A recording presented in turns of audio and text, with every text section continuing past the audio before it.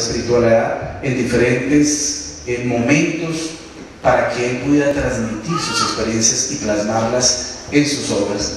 Él, aparte de ser un gran erudito en diferentes campos de la ciencia, como fue en su época, siglo XVII y siglo XVIII, tenía una gran facultad de clarividencia y podía tener contacto y hablar con las entidades espirituales, sus guías, que lo llevaron en trances especiales a revelarle la existencia del mundo espiritual y muchos de los factores que allí se viven para este conocimiento.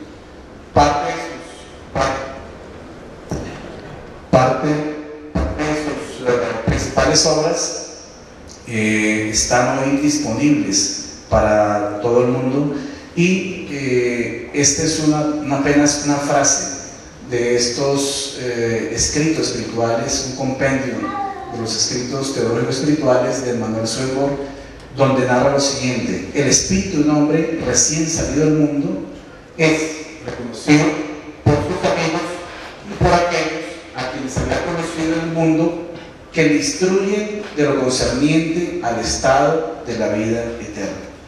Entonces, así como este también hace toda una serie de descripciones del mundo espiritual, de las esferas que lo llevaron a conocer, para profundizar este conocimiento del mundo espiritual.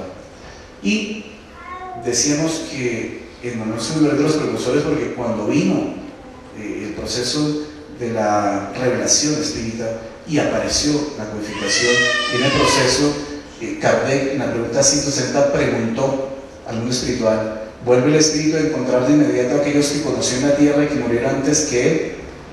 Y el grupo del espíritu de verdad contestó: sí, según el afecto que por ellos sentía y el que le profesan a él. A menudo acuden a recibirlo al retornar al mundo de los espíritus y le ayudan a desprenderse de las envolturas de la materia. Le ayudan a desprenderse de las envolturas de la materia.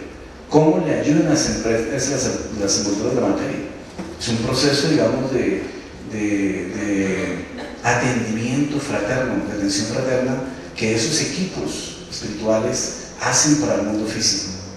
Para los que quieren profundizar en el libro Obreros de la Vida Eterna, hablan precisamente de estos tipos de trabajo y de un grupo especial que hay de espíritus que ayudan a los recién desencarnados. Entonces es interesante ver cómo estas revelaciones, tanto la de Swedenborg como la doctrina espírita, se sintonizan porque las fuentes espirituales son las mismas.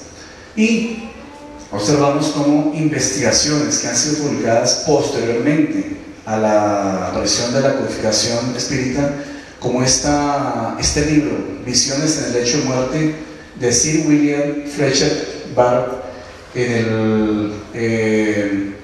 en Irlanda, a través de esa obra se realizó un extenso estudio en moribundos observados por médicos y enfermeras. ¿Qué referían ellos? Visiones de parientes y visitantes que venían a buscarlo. Unas narraciones allí extensas, son evidencias caso a caso que se van acumulando y que en realidad están mostrando esta realidad de esta cercanía interdimensional entre nuestro plano vibracional y el plano espiritual acá contiguo. En el Anuario Espírita del año 1975 ustedes encontrarán la descripción textual que hace André Jackson Davis, considerado también uno de los precursores de la doctrina espírita, sobre la desencarnación vista a través de un clarividente, es el artículo, y narra claramente cómo ocurre este proceso en el campo fluídico y perispiritual. Como decíamos al principio, él va diciendo, narrando cómo el espíritu se va desprendiendo porque está observando el momento de la desencarnación y digamos, describe en detalles cómo se opera ese desprendimiento desde los pies hasta la cabeza y después es llevado por unas entidades, cosas que seguramente todos aquellos que han hecho películas como Ghost y otras similares han leído seguramente estos temas, porque los efectos especiales que colocan en estas películas son similares a estas descripciones que aparecen aquí en estos libros, ¿no?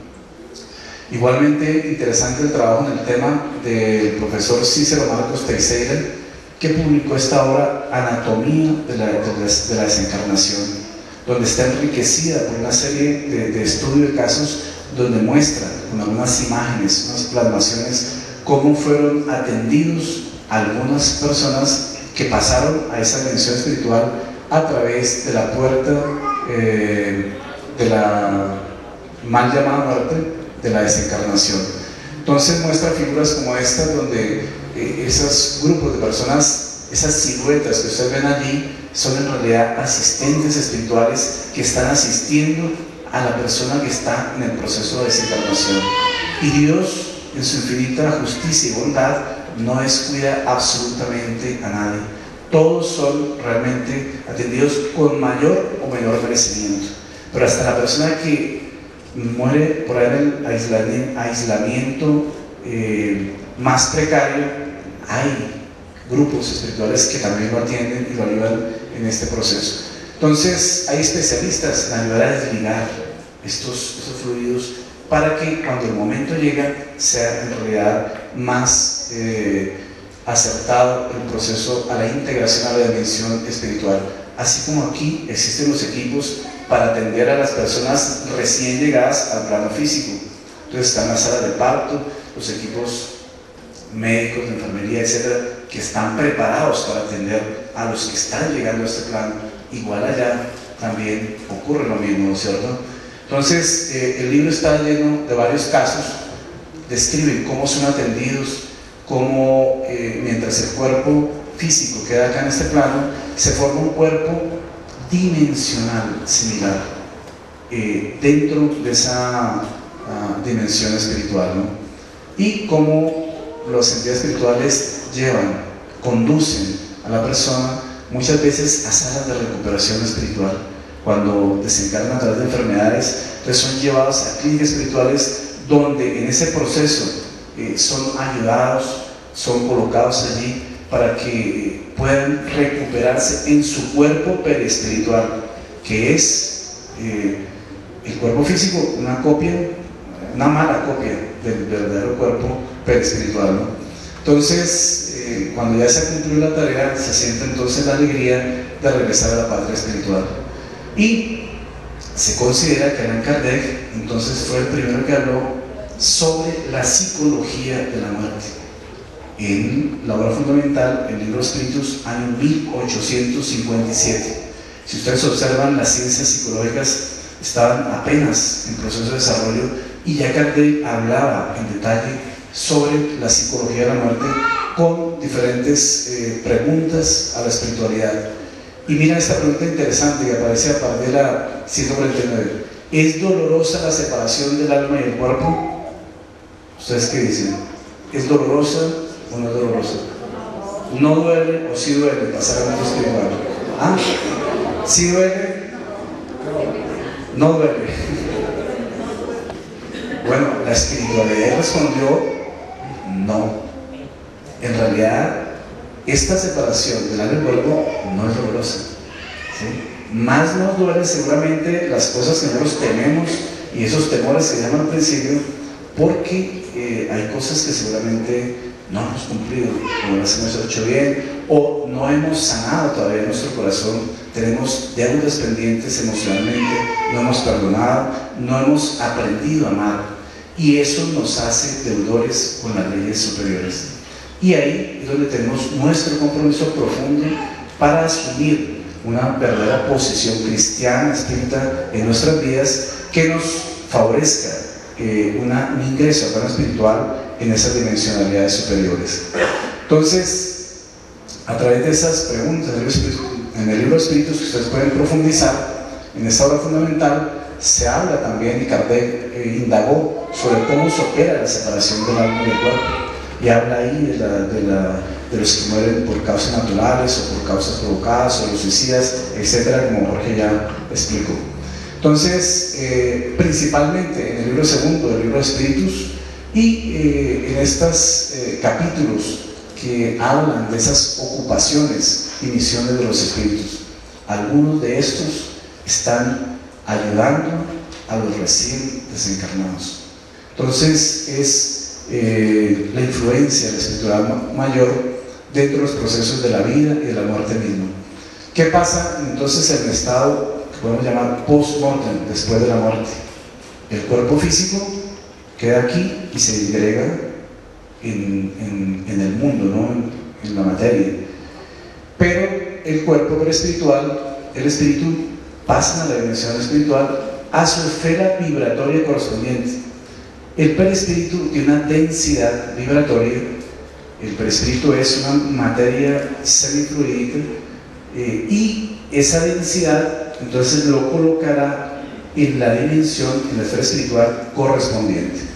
Entonces, mientras unos están en turbación, otros, ese periodo de turbación es mucho más rápido, pasa más fácilmente periodo de turbación y se integra a las actividades habituales, ¿no? Sin embargo, todos estamos entonces allá en el periodo entre vidas, que Kardec lo llama el periodo de erraticidad. No quiere decir que los espíritus sean erráticos, es el periodo entre una vida y otra, es el periodo de erraticidad, que es diferente al concepto de turbación. Y entonces tenemos acá que autores como León Denis nos profundizan sobre el tema de la muerte, la vida después de la muerte, más allá de la sobrevivencia del ser, y especialmente este autor Ernesto Bosano, escritor espírita italiano, que tiene varias obras dedicadas al tema de la muerte. Este especialmente se llama Fenómenos psíquicos en el momento de la muerte, donde narra diferentes eventos que ocurren en torno a la muerte de los seres que fueron investigados y escritos, clasificados en esta obra. Músicas trascendentales, personas que están en estado moribundo ya casi para partir de lo espiritual y empiezan a escuchar unas músicas que nunca las habían escuchado en este plano, o empiezan a observar luces, personajes, inclusive con sus seres queridos también, que se acercan a recibirlos y entonces están descritos allá, clasificados en esta obra.